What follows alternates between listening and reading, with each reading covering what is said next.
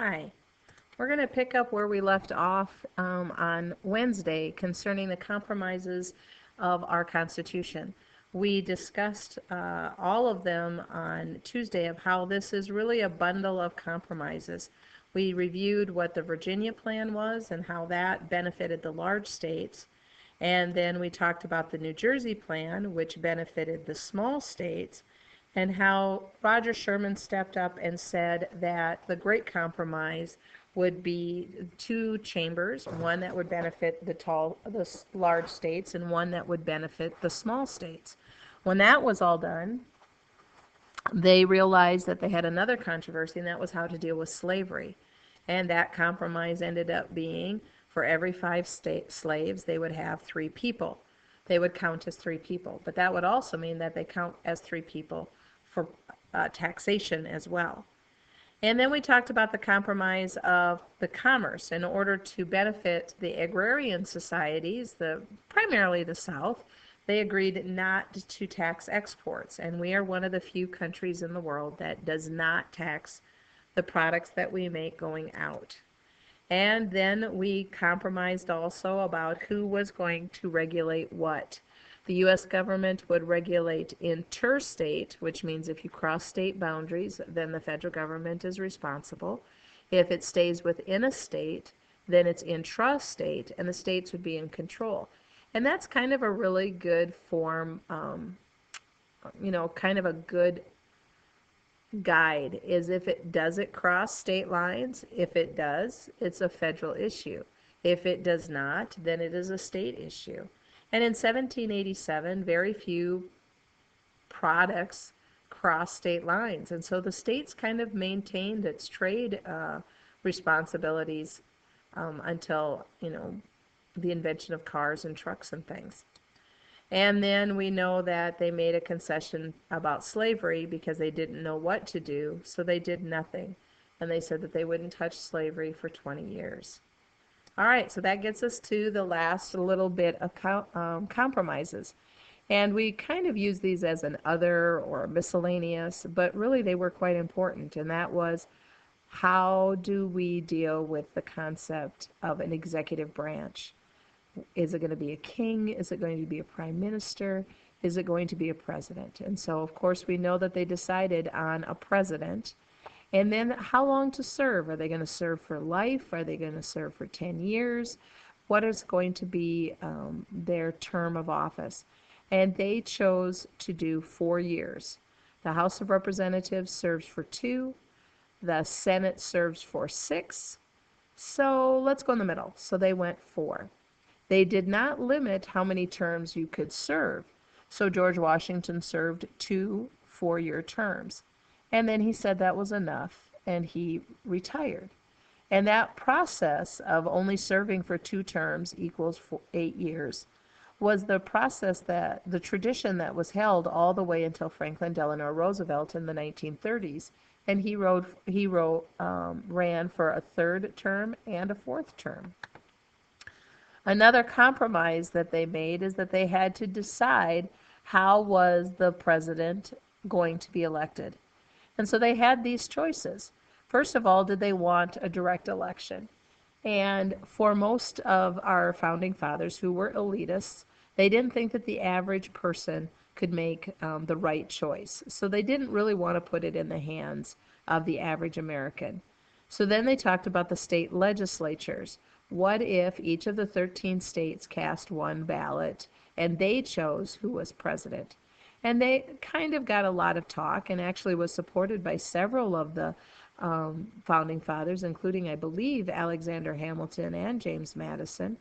But that again was thought that it would end up being large states versus small states. Does every state get the same vote?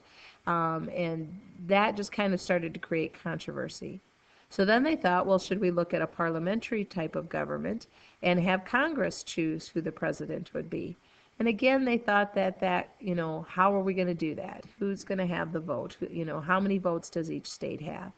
And so they decided to set up a completely separate system called the Electoral College. And that was winner, winner, chicken dinner, what they decided. And the reason for that is that The Electoral College was then used or was seen as an independent system where, yes, states that have more people will have more votes, but yet it still makes the small states have a say. In Iowa, we have 6 votes. Have 4 that are from the House of Representatives, and because every state has 2 senators, that equals 6. South Dakota has 1 member of the House of Representatives, 2 senators, so they have 3 votes. And so even though it is independent of Congress, but it still depends on the population. All right, so it was passed. And as we said, what does the United States say about slavery?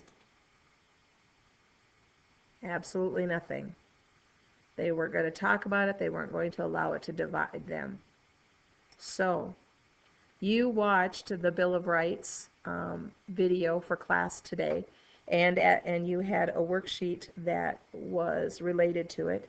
So at this time, I'm going to have you go to the internet and go to Moodle, I'm sorry, and take a check. All right, so I hope you did well on that. So let's take a look at these questions here. Which of our plans became the basis of our government today? If you said the Virginia plan, good job. Which of the compromises is often referred to as the Great Compromise? It solved the major controversies between the large and small states. If you said the Connecticut Compromise, awesome. What controversy surrounded the issue of slavery? Well, all of them were controversies. How were you going to control slave trade? How were you going to count them? And how were they going to pay taxes on them? What type of trade is protected by the states? Well, within the states, it is intrastate commerce. How long was the new federal government have to wait before they could regulate slave trade? The answer would be 20 years. What was the solution for electing the new executive branch? Well, they chose the Electoral College, not election by the people and not the legislative branch. And yay, we are masters. Okay. Dr. Franklin once said, I have often thought in the course of this session and the vicissitudes of my hopes and fears as to its issues, look at that behind the president without being able to tell whether it is a rising or setting sun. But at length I have the happiness of knowing that it is the rising and not a setting sun. This is the flag, this right here is the sun that he's talking about. You must know the birth date of our country's government. It's September 17th, 1787. Unlike the birthday of our country, which is July 4th, 1776, this is the birthday of our country's government. Okay. So now they needed to go out and get approval. Okay. So they needed to have 9 of the 13 approve the new Constitution. And so that is a 2/3 vote, or 3/4 vote, I'm sorry. The Federalists, the 2 camps started to appear. Federalists supported it. They were usually merchants, urban citizens, and coastal regions.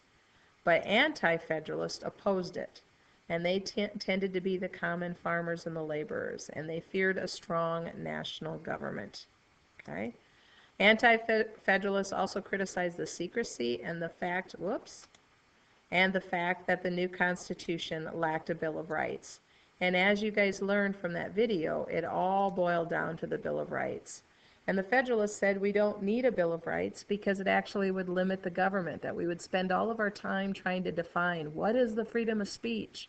And they didn't think that that should be talked about. And so with many state constitutions, they had a Bill of Rights already, so why did we need to have another set?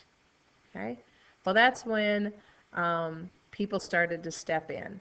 Remember that the Federalists were for the Constitution. They were led by James Madison and Alexander Hamilton, and that is really the start of our Democratic Party.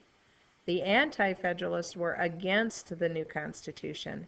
They were led by Patrick Henry, give me liberty or give me death, and they believed that the state governments would be stronger. They primarily opposed it because of the lack of the Bill of Rights. And so these are the two camps. And these two camps had to get passed and come together and compromise in order for the Constitution to pass. It was written, but it wasn't the supreme law of the land yet. All right. So what I'm going to have you do right now is ask for a worksheet from your substitute about the Federalist Papers and the Federalist and the ratification of our country's government.